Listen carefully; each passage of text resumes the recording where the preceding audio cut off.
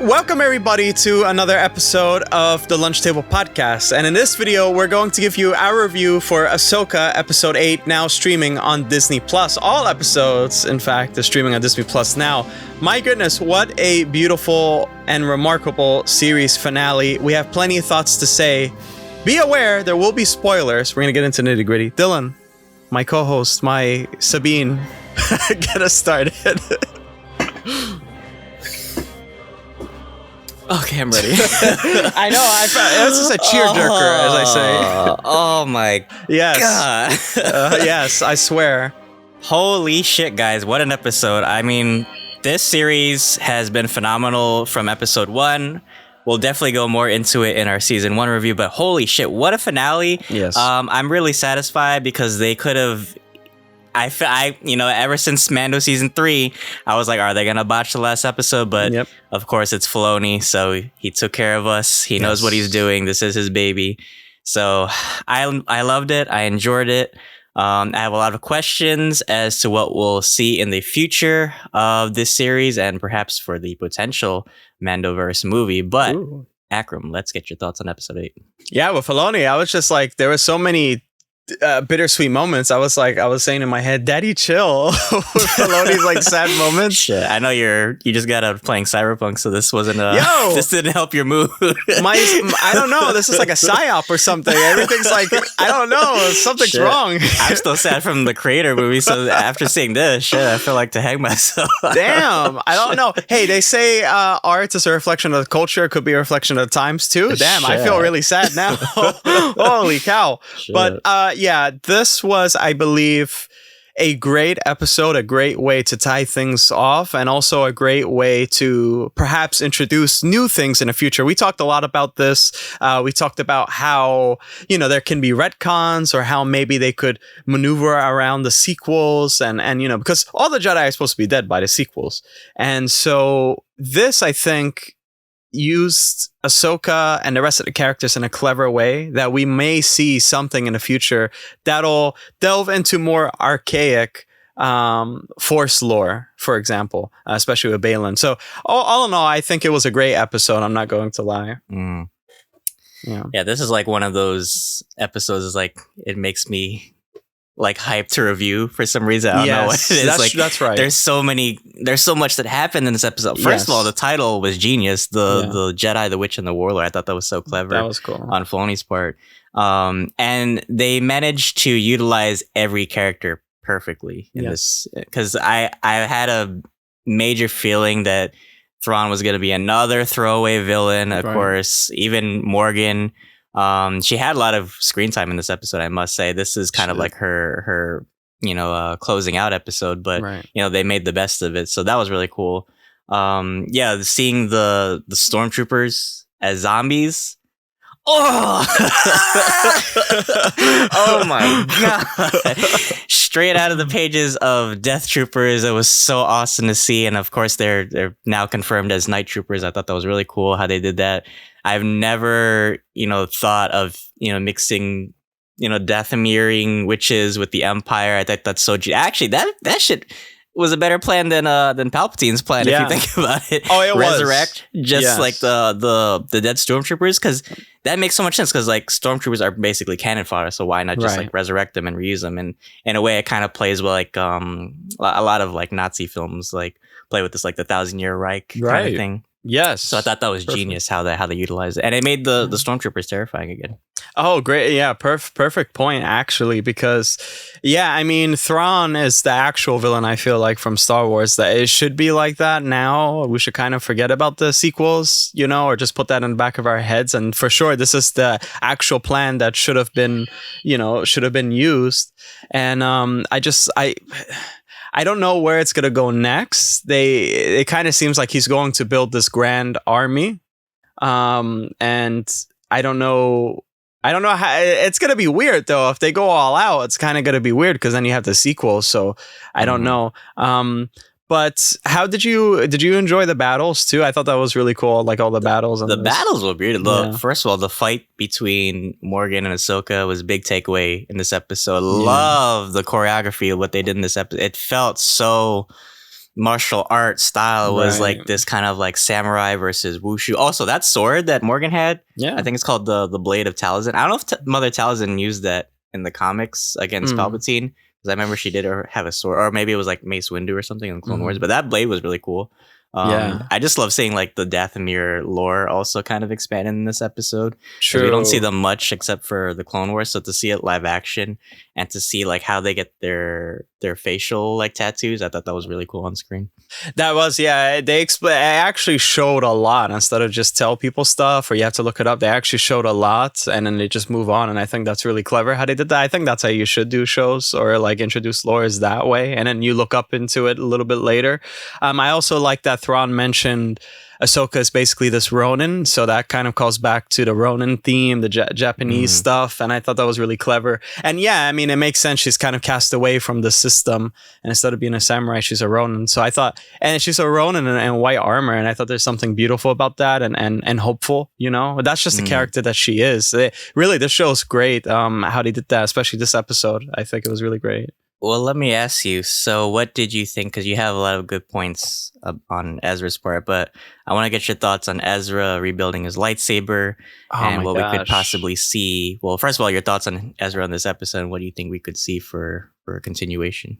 Well, first of all, I commend Eman Esfandi as Ezra. I think he does a brilliant job. There's something about his attitude. I think it's kind of unassuming, but he's really well capable of like dispatching foes. And I just love how when they were riding those rat horses things, he was he was behind Sabine instead of her being behind him. And I thought just like, I don't know, that dynamic was just so funny. It was just like something about him. It's just, this guy's so powerful, but he doesn't show it off. And that's why I think he's just a really lovable character. And to see all that combined, but also him rebuilding, which, first of all, that Hu Yang, any lightsaber guy like that's a fan of collecting this, I'm surprised there's no shop cut like Hu Yang's like shop or something like that, because that was amazing. We seen that in the Clone Wars, and we finally see that in live action. That was a dream come too. I really felt like to put my hand through the screen and grab some parts and run. I feel like Ezra was at Galaxy's Edge or something. He was at Galaxy's Edge, right?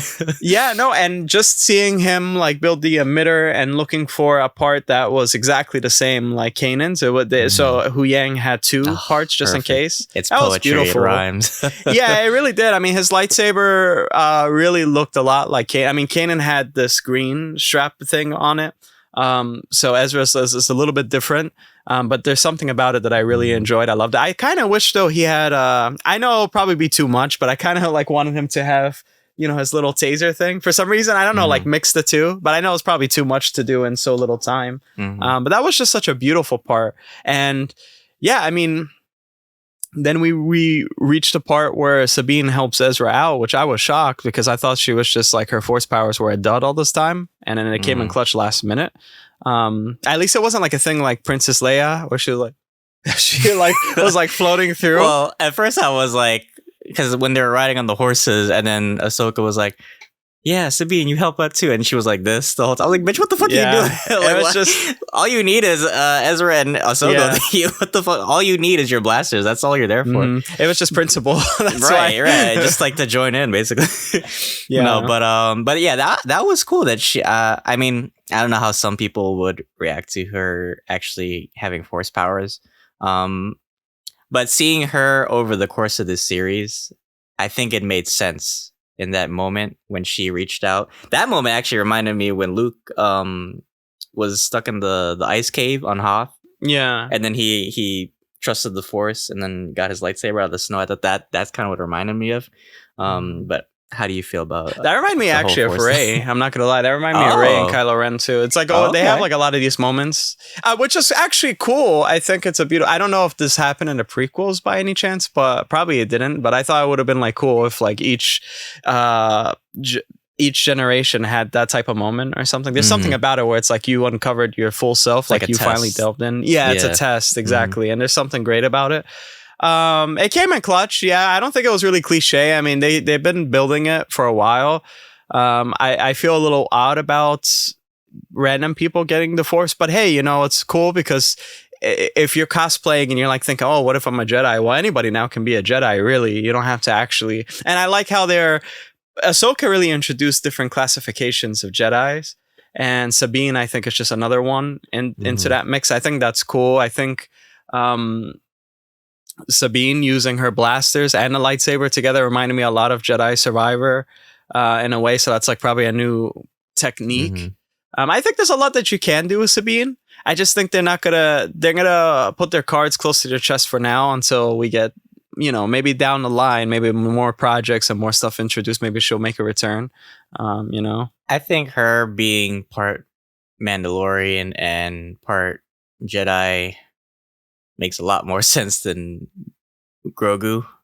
I don't know. It's like with Grogu, I could see the Force part, but it's like the Mandalorian part because of his, his physical stature. I can't really see it. So with Sabine, I think it works more well on screen. I don't know. I mean, she's a capable warrior on the screen. And sometimes Force powers come too little, too late. I mean, even with Princess Leia, the Force came to her later in life. So I mean, it kind of makes sense that it's dormant, but it's like when you really have to, like we said, like put your faith to the test. And that's why I love that leap of faith that she did with Ezra too. Where she actually like trusted herself enough. It's always like in death-defying moments that you really have to put your whole faith in something, right? I think what you said is actually really beautiful, because I'm going to make like a little stretch point, but I think if I think of that moment and I also think of her being Mandalorian and then that the Darksaber is destroyed, she can't wield it. She could have become the leader. She could have been the next Tar Vizsla. She could have did a lot of things, but that's just not in her cards with fate. Star Wars deals a lot with fate and destiny. And sometimes you do have to take a deep dive and sometimes you just don't make it. It's a sacrifice for the greater good. And I think that's why the good guys always win, because they're willing to take that sacrifice, whereas the darker forces usually are more selfish. They want to obtain power, like Balin's skull. That guy's feet is going to hurt by the time he reaches that. But also what's sad too is, which no one is going to talk about this, I probably be the first to talk about this, is also that chicken cat for sure is dead in her apartment. that cat has not found any food. No, I didn't even think about that chicken cat till now. That cat is like this. It's gonna be a skeleton by the time she comes back to the galaxy. Yeah, when they clear that apartment place where she's in, it's gonna like be a smell. Shit, that's gonna be the New Republic's gonna give her like all these like like arrest warrants or something. Yeah, and what's the sad part too? She also never made her speech that she was supposed to do in the first episode or something like that. They're still waiting. She's a bad little bitch. She's a rebel. It's like 20 years later, and they're all like they're waiting, still standing there, just like yeah. They're like the John Travolta meter, like right. The pilots are still circling around. That was sad. That's like a Jimmy Hoffa case. Shit. Yeah. Well, let's get into more spicy territory. So the ending was unexpected for me. I did not think that they were gonna let Thrawn get away with it, but it makes sense for his character that he's a tactician. And he kind of foresaw that, Ahsoka using Anakin's methods would do what she did. But to see him actually, go through with his plan, I thought that was really cool what they did. And I'm glad that, like I said, they didn't throw him away as like another character. It's like, oh, it's one and done in this show, right? So we may see him again in the future. So what are your thoughts?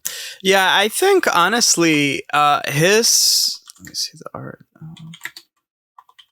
Let me see real fast, because I think his tactics pull a lot from, like, let's say the Art of War, let's say, for example.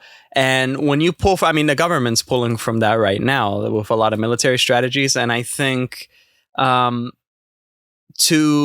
encompass a whole region, especially when we're talking about the galaxy, which is super huge, and to really be a force to reckon with, you have to start slow and methodical. And that's what makes him really scary.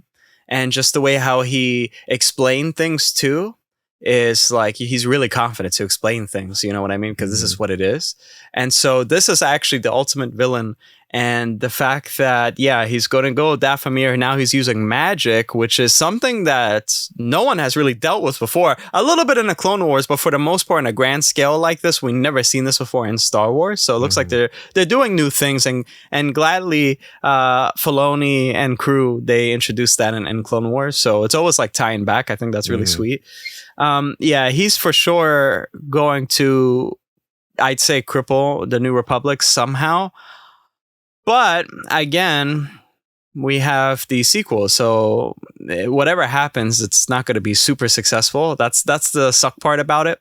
And I feel like that's why they're trying their best to kind of not introduce so many elements. They tried at first with the Mandalorian. They were trying to tie some stuff up with Grand Moff, whatever his name is, Gideon. What's his name?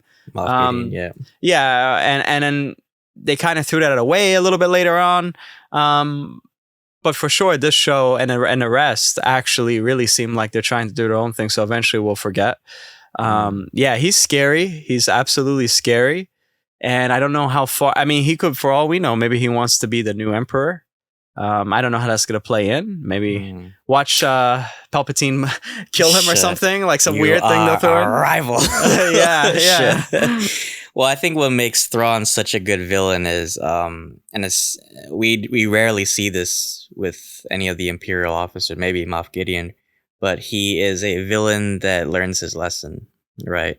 Yeah. He even admits in this episode his defeat at Lothal with, he underestimated Ezra, and that's what led to his downfall, right? So to see him in this episode, to have contingencies for Jedi, because I think there was even an episode of Rebels where I think the Bendu kind of fucked up his plan. It's always like those uncontrollable variables that scare Thrawn. Mm-hmm. So to see him actually utilize the Night Sisters in a way, it's kind of play fire with fire, right? Mm-hmm.